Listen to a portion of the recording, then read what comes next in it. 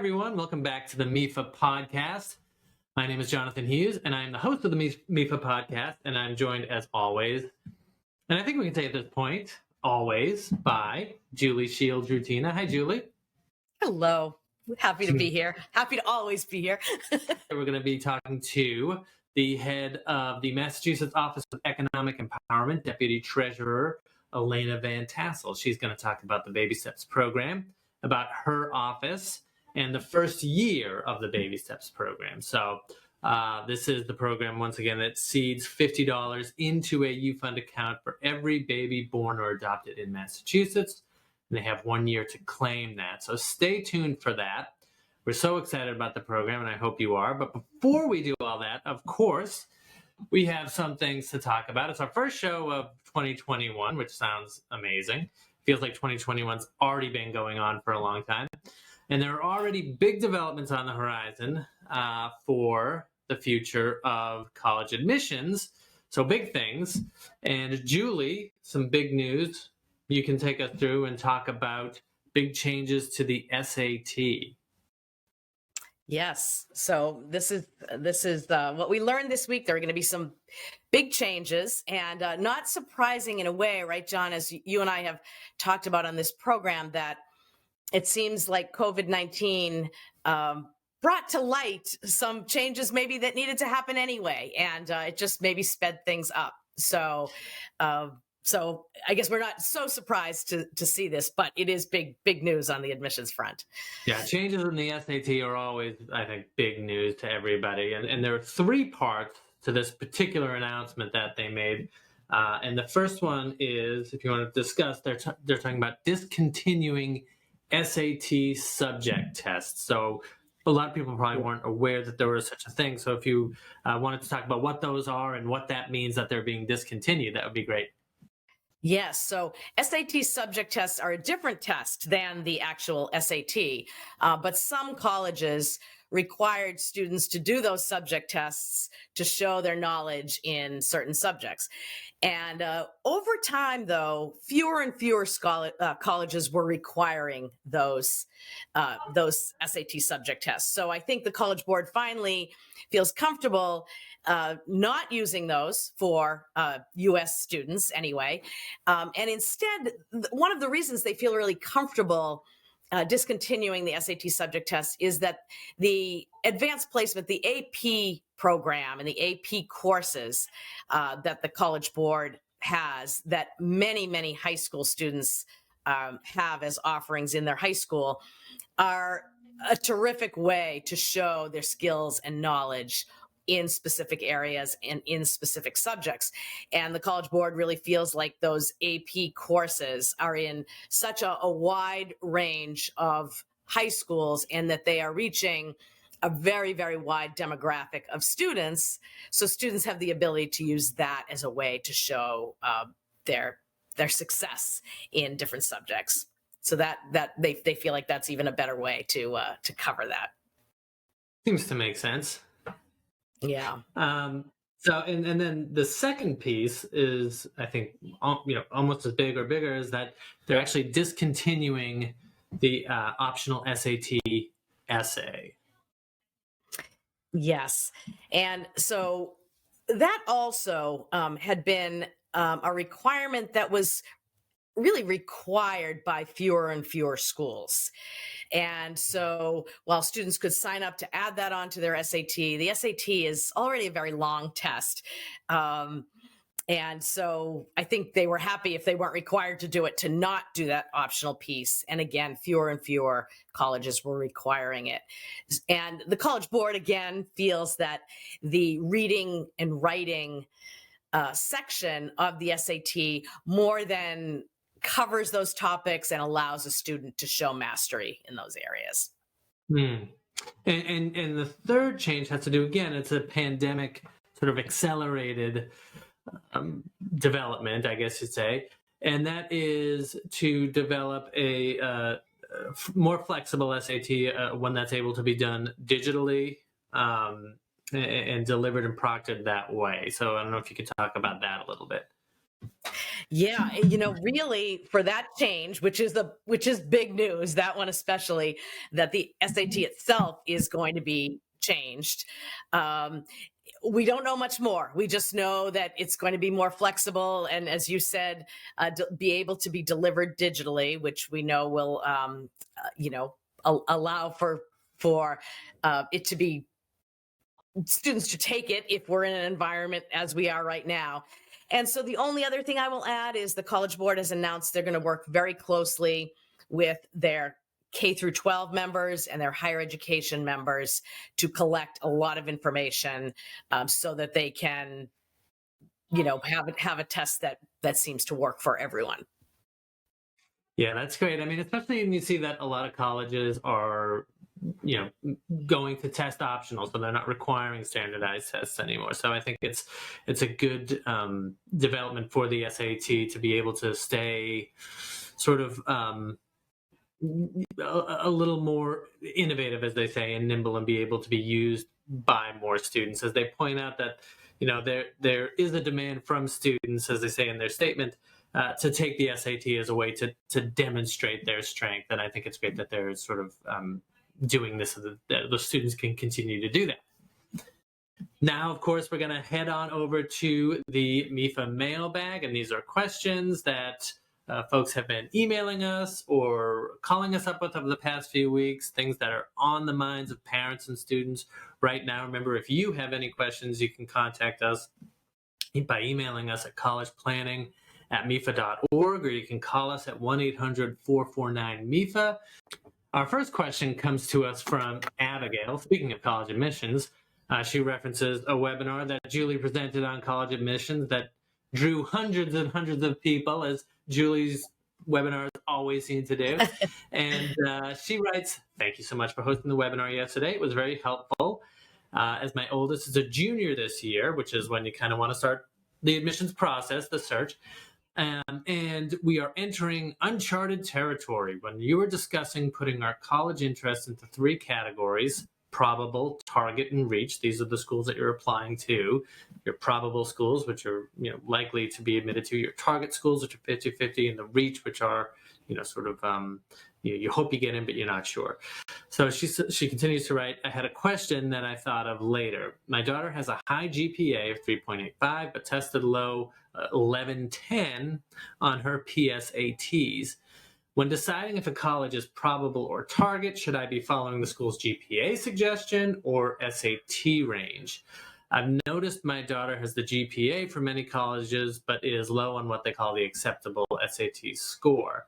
Any thoughts from you would be greatly appreciated." So, Julie, we were talking about this. This is a really complicated question. Yeah. That's great. No, sure. I guess what I would say is I'll say a couple of things. So, first of all, it's not an exact science, but we get this question a lot, where we tell people we want your student to be a good academic fit for the college, and people always say, "Well, how can I find that out?" And we'll say, "Well, be in touch with the college or on the website and look at what is the GPA and the SAT scores of their current students." And but those are 2 factors that are considered, among others, in the admissions process. So most colleges don't have an exact science with that, but it's good to have a good understanding of, oh, okay, my daughter's GPA seems to be in line with the GPA of many of the students at that college. And likewise, my daughter's SAT score seems to be in line with the SAT score of the current students, if that's required. Now, you mentioned this already. Many colleges don't require an SAT, so that might not be even a factor in some of those cases. But if it is, I guess it's kind of a combination. And I guess she would want to see, in general, that that the GPA, SAT score were somewhat in line with those of the students currently at the institution. But another piece is that PSAT is not the SAT. And so PSAT is a practice. And it's a great thing, because what happens is the student takes that PSAT, gets a score back. The score is less important than all of the detailed information. So sit with your student, go through the questions that, were wrong, figure out, what the right answer is on those, and how to learn those concepts that might have been taken into consideration in those questions. And then you can use the free SAT prep through Khan Academy and the College Board, and really practice then on those questions and answers that you need practice on, so that when you do eventually take the SAT, your score may very well go up. Preparing for the SAT and the ACT are really all about practice taking some full-length exams, and again practicing those concepts. So that there's a lot that can be done, between now and then. Yes, just get a good sense from the college of what the current student body looks like. Yeah. And if it's any consolation, your PSAT score was higher than my PSAT score. So, so our next question comes to us from Carol, and she writes, we currently have a student loan for spring of 2021. That's this current academic semester. When should we apply for the fall semester? Would it be considered a new loan or an addition to my current loan? And I guess I'll take this one, if you don't mind, and say that we're starting to get some of these calls already for people who want to know how they can secure funding for next semester. So it's a little early at this point to do that. If you have a loan for right now and you want to secure funding for next semester, even if you don't have a loan for right now and you're looking for funding for next academic year, what you want to do, especially if you haven't gotten your financial aid offer from colleges yet, is wait until that happens. That's typically happens around March or maybe early April, at which point you'll know how much you need to borrow, right, for sure, and how much you might need to finance. And so early spring, maybe the summer is when typically most folks apply for the next academic year. Now, if you have a loan already and you're looking for funding for the next academic year, it is going to have to be a separate loan. So you can't add on to an existing loan for a MEFA loan, because it's a different academic year. And so colleges sort of take these things on a semester by semester basis or a year by year basis. And so there is that dividing line between academic years. So between this current 2021 year and next year's 21-22 academic year, they would have to be separate loans. So if you have a loan now, great. But if you want funding for the fall, it's going to have to be a separate loan. You're going to look to do that somewhere around the springtime or possibly summer. So that about does it for the mailbag. Again, remember, if you have any questions, you can contact us at collegeplanning@mefa.org. Call us at 1-800-449-MEFA, social on Facebook, Twitter @MEFA Tweets, etc. Now we're going to go to my previously recorded conversation with Alayna Van Tassel about the Baby Steps program 1-year anniversary or 1-year birthday, however you want to put it. So please make sure to listen to that, and we'll see you afterwards. Alayna Van Tassel is the Deputy Treasurer and Executive Director of the Massachusetts Office of Economic Empowerment. MEFA has partnered with the Office of Economic Empowerment, Alayna and Treasurer Goldberg, in the development of the Baby Steps program, which utilizes MEFA's U-Fund 529 plan to create the first statewide universal college savings program in Massachusetts. That program was formally launched on January 1st, 2020, so just about a year ago. And here to mark the first year of the program, I'm very happy to be joined by Alayna Van Tassel. Hello, Alayna. Hi, Jonathan. So great to see you. Yeah, nice to see you too. Before we talk about the Baby Steps program in particular, can you tell me and anybody who's listening about your office, the Office of Economic Empowerment, and how this program fits in with the office and with the mission of that office? Absolutely, Jonathan. I think that's really important to understand. The mission of OEE and the treasurer's office. Just to give you some background, so Treasurer Goldberg took office in January of 2015. And when she took office and when she was running for treasurer, she really had a vision. She understood the importance of helping people to have access to the tools and resources that they needed to make informed financial decisions throughout their lives. And as the state treasurer and as the CFO of the state, she really felt that she had not only the ability, but more importantly, the responsibility to make sure that she was able to provide those tools to all Massachusetts residents. That's why she really created the Office of Economic Empowerment. Financial education has always historically lived in the Massachusetts Treasurer's Office. That's not just the case in Massachusetts, but also nationally as well. Treasurer Goldberg, for the past year in 2020, actually served as the president of the National Association of State Treasurers, and she's been actively involved in their financial education committee, as have I. So it really is something that's done nationally. But Treasurer Goldberg wanted to really go beyond not just financial education, but the overall umbrella of economic empowerment. So under our office, of course, is financial education, but also gender and racial equality, as well as college affordability and promoting STEM education. When I say gender and race equality, closing the gender and race gap. Well, I know that we were really excited to hear about the program, obviously, and it began with those two pilot programs that we worked on together to lead up to that, to the Baby Steps launch. But we're going to get to that first year of Baby Steps. But before we do, I wonder if you could just explain to everyone listening what exactly is the Baby Steps program. Sure. The Baby Steps program is a seeded college savings account program. It's Massachusetts' first seeded college savings account program.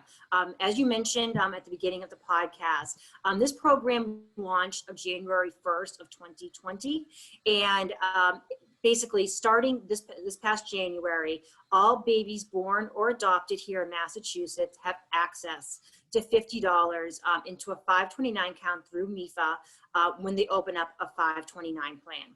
Families have until the child's first birthday or until the first anniversary of their adoption, of the child's adoption, in order to access the $50. When they have the child in the hospital, there is the parent worksheet for getting the birth certificate form. Right on that worksheet, families can check the box right on there to indicate interest in the program. That information is then sent to the treasurer's office and to MEFA, and then we'll contact the families to help them get started in helping them to open up the 529 account. It really makes it very easy to help families start saving early. And you mentioned this was one of the very first things that the treasurer initiated when she was inaugurated. And then we know you explained very well how it fits into the mission of the office overall, but can you tell me from your perspective why this was so important to the treasurer to get this done into your office as one of the very first things that was done? Sure. One of the reasons why college savings was really important to Treasurer Goldberg is there's really, studies clearly indicate that children with a college savings account are not just more likely to go to college, but they're more likely to graduate. And with a college degree, studies also show that means higher paying jobs, which is good for the overall state's economy.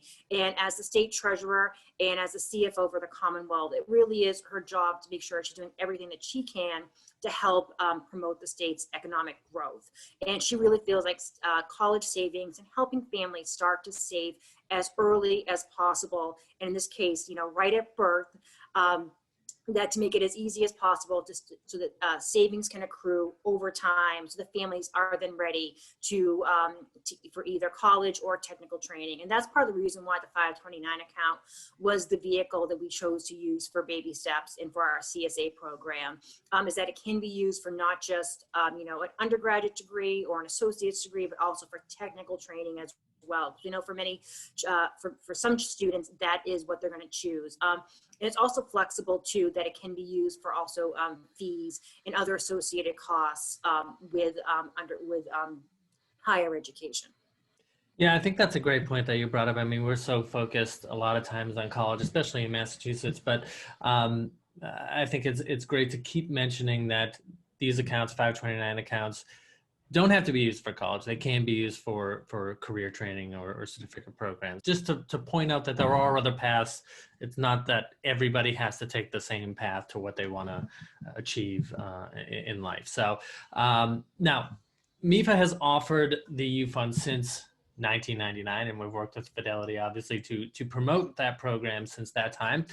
So we know you mentioned, getting that account set up as early as possible. We know how important that is. A lot of people sort of know that they should be saving for college or know that it's important to save for college, but actually getting them to open an account is really the biggest hurdle. So when it comes to baby steps in particular, can you tell me what steps were taken to make sure that the program is accessible, so it's easy to open? And then from a broader perspective, why it's important to promote college savings to young families and also to the families that we're trying to reach most with this particular program. That is the families who may not have opened up a 529 plan to begin with unless this program was around. Sure, that's a great question, Jonathan. I should tell you, Baby Steps was actually created after a 3-year pilot program. We ran a pilot program in Worcester, Massachusetts and Munson, Massachusetts. This program was actually done at the kindergarten level. When we initially envisioned the program, we thought it would be something that we would be able to combine with kindergarten enrollment, that families would be able to start the process of opening up the 529 account when they enroll their children in school. We quickly, realized working with kindergartners was going to be at that level was actually going to be challenging due to privacy concerns. We had to get parental consent in order for the school systems to verify the children's enrollment in both districts. And let me tell you, I have a young child who's school aged, and we had paper consent forms the first year of the pilot that had to get from the backpack to into the hands of the school administrators. And a lot of times that did not happen. And as the parent of a young child, I completely understand why.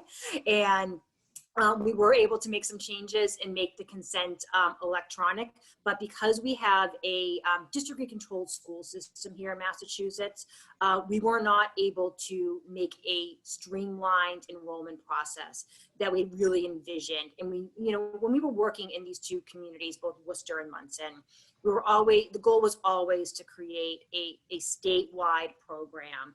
So we're always looking at our ultimate goal is how can we make this work not just in these two communities, but for every community in Massachusetts.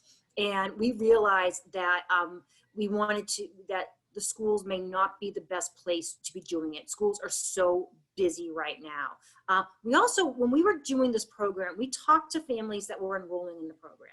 We also talked to families that chose not to enroll in the pilot. And one of the key pieces of feedback that we actually heard from some families that chose not to open up accounts was that they already had a college savings account for their child, which is great. So that means that some families were already starting to save much earlier than kindergarten. So we really, took that information and looked at the best approach for rolling this program out statewide, which is why after the pilot program, we made the very thoughtful and conscious decision to move the program from kindergarten to birth. Being able to move it to birth, we were able to utilize the parent worksheet that is used in all hospitals across Massachusetts that have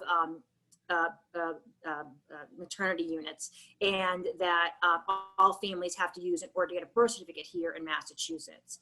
And by adding the check the box, and I should mention that, we went to the Department of Public Health, and we went to the Secretary of Health and Human Services to talk to them about our vision and our goal. And they couldn't have been more supportive and understanding and worked with us to get this done in order to meet our deadline of January 2020. So by adding it onto the form that every parent has to fill out when at the time of birth in order to get a birth certificate, really streamline the process, made it as easy as possible for all parents to fill out.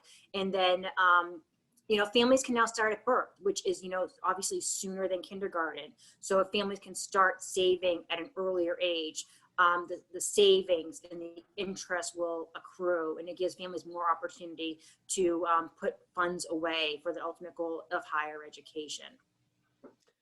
Yeah, thanks. And I think you've done a great job as well, making sure that there's access for non-English speakers, online access for that, where you have translations for, I think it's 10 languages on the BabySteps website. It's BabyStepsSavingsPlan.org. Is that correct? It is. It's BabyStepsSavingsPlan.org. And, this was really, something that was really important to us. And I should tell you, like I said, we did a pilot in Worcester, Massachusetts, and everything we did, even in that pilot, was translated into 8 different languages. Because we really want to make sure that, people can access information in the languages that are spoken at home.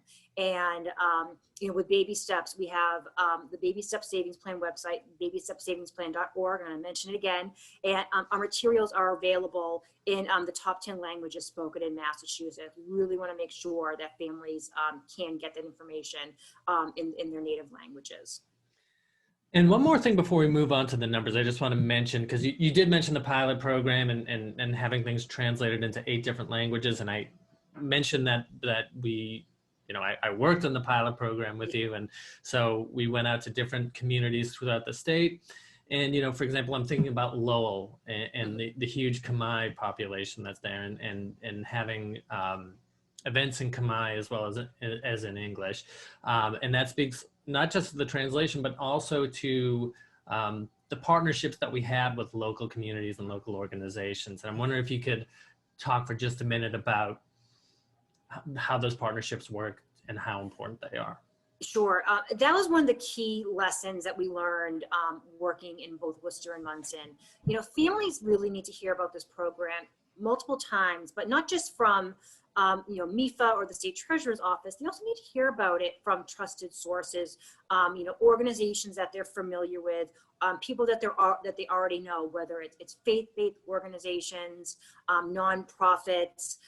Those have been tremendously, helpful and really key partners in us helping to educate families about the importance of saving for higher education. And this was true not just for the pilot, but really for Baby Steps as well, too. At the beginning of last year, we were holding enrollment training sessions for some of our key partners throughout the state. We initially started them in person so that they can then, when they're working with clients, they can, enroll them right there, into the 529 plan. I know, Jonathan, you've really been so fabulous in these enrollment trainings, helping our partners learning how to open up a 529 account.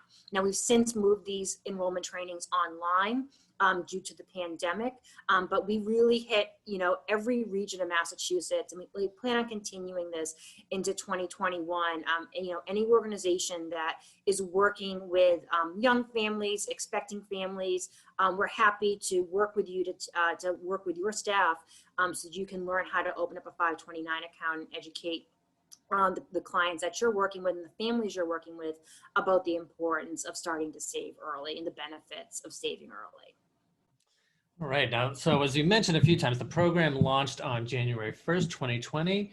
And I did have this in my mind ever since we started the podcast, that one of the very first thing that I thought of, maybe the first or second idea I had, was to have you on in January and talk about the first year of the Baby Steps program and how well we did and the progress. And one of the biggest questions that we have, and there are other programs like this in various cities and various states, and one of the big questions in the field is, how do we define success? We do have some information that we can go over from a yearly perspective. So what are the factors that we're looking for to judge, and how has the program performed in terms of hopes and expectations? Sure. First, I should really say, you were planning this in, last January, and last January just seems like sometimes a lifetime ago. Yeah. When we launched the program, we knew the first year was going to be challenging. We certainly could not have predicted the types of challenges that we faced. I should, mention that when we launched the program, we were planning a large publicity tour with Treasurer Goldberg. Her plan was to visit hospitals throughout the state to talk to the hospital staff and really raise awareness about the Baby Steps program. Before the beginning of March, we were able to visit UMass Memorial in Worcester, as well as Bay State Hospital in Springfield. Due to COVID-19, all hospital visits were not able to happen. All of our in-person programming moved online. So, a lot's changed since January 1st, 2020. But, in terms of, what has happened this first year, what we've seen is families are still checking the box. We're right around 47% of families checking the box in hospitals, which did not really change much during the year, which we think, considering the year and considering, that we were not able to, have some of the hospital visits that we anticipated. We think that really says a lot that families are interested in the program. But we also know families are opening up accounts. Right now, a little over 4,000 accounts have been funded, and I do say funded because we don't have the final numbers right now for opened accounts in 2020 because there is a 30-day waiting period. So we will be funding accounts from 2020 into 2021. But Baby Steps isn't just opening up the accounts. The goals for the program really go beyond that. Many of the goals are long-term that we're not going to be able to see immediately, but the primary goals of the program are increasing the percentage of families saving for higher education here in Massachusetts, delivering high quality financial education programming for families, and boosting post-secondary enrollment and graduation rates here in Massachusetts. Now, that last one, we certainly won't see, for quite some time until these children, graduate from high school and make decisions about higher education. But I think it's really important to note that, we talk about savings, and we talk about growing savings. But what we like to say in the treasurer's office, I know they say this to my friends at MEFA all the time, with Baby Steps, we're not just growing savings, we're growing aspiration. And that's why, that boosting post-secondary enrollment rates is really so important. But increasing the percentage of children saving for higher education in Massachusetts, we'll be able to get a better sense of that in the coming months when we can compare, enrollment rates of 529 accounts before Baby Steps and after Baby Steps. We have a director of program evaluation who, tells me when I ask her, how are we doing? She goes, Alayna, it's too soon. It's too soon. It is the first year of the program. Our goal was really to see around 10% take rate for the first year. And we don't have the final numbers yet, so it's hard to say. But, I think what we'll do is we'll get a baseline from the first year, and then our goal will be to, increase that all the time. I'll never forget when we were starting to create Baby Steps, we were talking to our friends in other states who have similar programs. And one day, on my conference table in my office, I had materials from another state on my desk, and another staff member came in and saw that. And they had a friend in that state who was expecting a child. And they took a picture of it and texted her. Immediately, that friend in that other state texted back. And I should say it was a much more established program. And the person goes, oh, yes, of course I know about that program. Yes, I'm opening up an account. Why wouldn't I? That is our goal. I think, with time, as families start to really hear about this program, as more families talk to each other about opening up a Baby Steps account in the child's first year, I think that, we really want, you have a child, you adopt a child, you open up your 529 account. I think that's really what our goal will be. And it will take some time, but I think that as we continue to work together, the Treasurer's Office and MEFA and Fidelity, as well as all of our tremendous partners across the state, that I should say, really, even in these very difficult times, have been so helpful I think it will happen. It's just, this isn't, it isn't two-day delivery. It's going to take some time.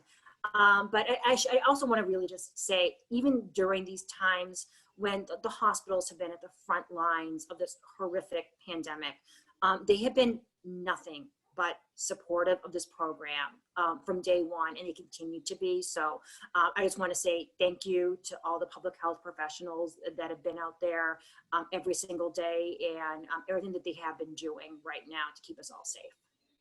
Yeah, I think that's great that you mentioned that, and I can just tell you from MEFA's perspective, from my perspective at least, I know that there's awareness for the program because folks call up.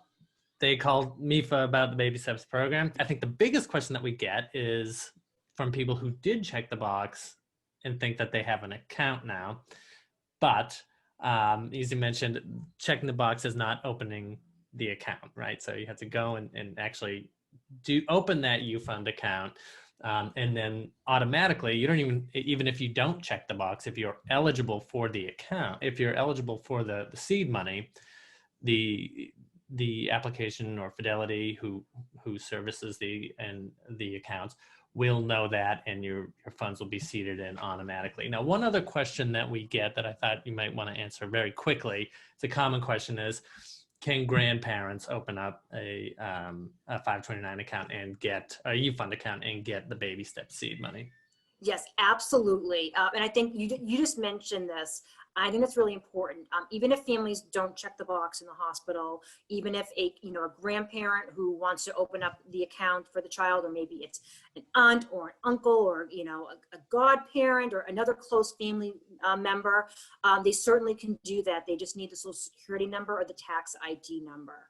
And like you just mentioned, if they go to the UFund website and they open up the account, and the child's a Massachusetts resident and under 1 year old, it'll automatically get flagged as being part of the BabySteps program, which is great, because we know, sometimes these relatives are maybe not Massachusetts residents, so they haven't seen our marketing, or they weren't, so they're not aware of it. So that's why it's great that that anybody that opens the account for the child, regardless of whether or not they check the box in the hospital, it will be part of the BabySteps Savings Program. And also, too, I should mention, family members can contribute to the accounts, too, not just open accounts. My son has a 529 account, and that's one of the things we're actually trying to really do is have family members contribute to that during, birthdays or other holidays. You can set up a giving page, which we think is really great, because, again, even these small contributions really do add up over time, especially when you do open an account at birth. That's over 17 or 18 years, and especially it really can make a big difference. And again, you really grow that aspiration when kids know that they have an account that is saving for their future education. I do want to say before we leave, some people might think, it's only $50, or they might be a little skeptical. They might get discouraged because they think college costs might be high. Many people might think they hear investing, they think they don't want to get involved in it. But this is where it becomes sort of our mission, MEFA and OE together, to educate families on things like financial education, financial aid, and the role that savings can play along with other avenues in paying for college. So I wonder if you could talk for a minute about, because it's not just the $50 seed money as part of the BabySteps program, but there is a financial education piece as well. So I don't know if you could talk about that for a moment. Absolutely. That's such a great point, Jonathan. We really see that, financial education being a really core component of the BabySteps program. I mentioned earlier that, delivering high quality financial education is really part of the goals of the BabySteps Savings Program. If you go onto our website, BabyStepsSavingsPlan.org, there's a tab, resources, and under that there's a couple different things. It's the one is a financial education center where families can access at home in their own time, digital financial education lessons Some of it's about studying for college, some of it's about related topics. And, that's actually something that we were planning even before COVID-19. We recognize that families are busy, and sometimes getting to a workshop, either after work or on the weekends, isn't always easy. And this way people can access it, in their home. They can do it at their own pace, and they can really use that information. We are hoping at some point when in-person events can resume to have some in-person workshops, but we really think that the digital lessons that we do have online are fantastic. Another thing that's on that same tab, the resource page, is our college savings calculator. And I really love this tool. It's a digital calculator where families can can go on there and see how college savings can add up over time, and how just by small monthly deposits can really help increase funds for their child's higher education. We actually had physical sliders during the pilots that went, which were really, the families really talked to, just really like being able to see. It's a great visual aid. And I am hoping to maybe have some physical sliders in the near future, but the digital tool, it really is great, because sometimes when you think about, it's a $50 seed deposit. Well, I can only afford to do $5 a month, $25 a month as a monthly deposit.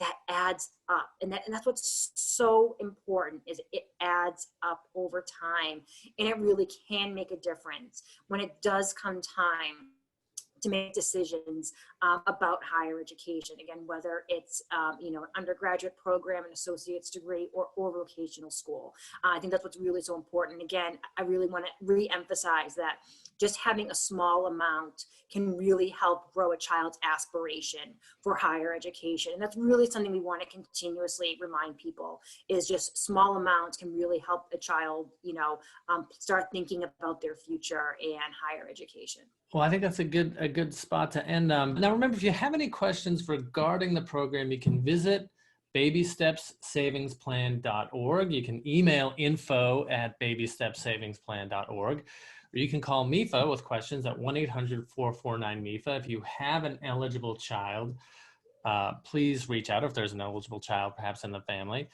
reach out, set up that account. And even if you don't, if you have an older child, niece or nephew, or whoever it may be, please remember you can still save for college and open up a 529 account. If you have questions on that, you can visit us at MEFA.org, or again, call us at 1-800-449-MEFA. Alayna, thank you very much. Jonathan, thank you so much for having me, Jonathan. All right. Well, thank you, everybody, for joining us. Julie, thank you for joining me again. Thank you, Jonathan. Okay, so remember, if you liked what you heard, like or subscribe to the podcast on wherever you find your podcasts, whether that's Spotify, iHeartRadio, or the Apple Podcast app. Until then, we'll see you next time. Thank you.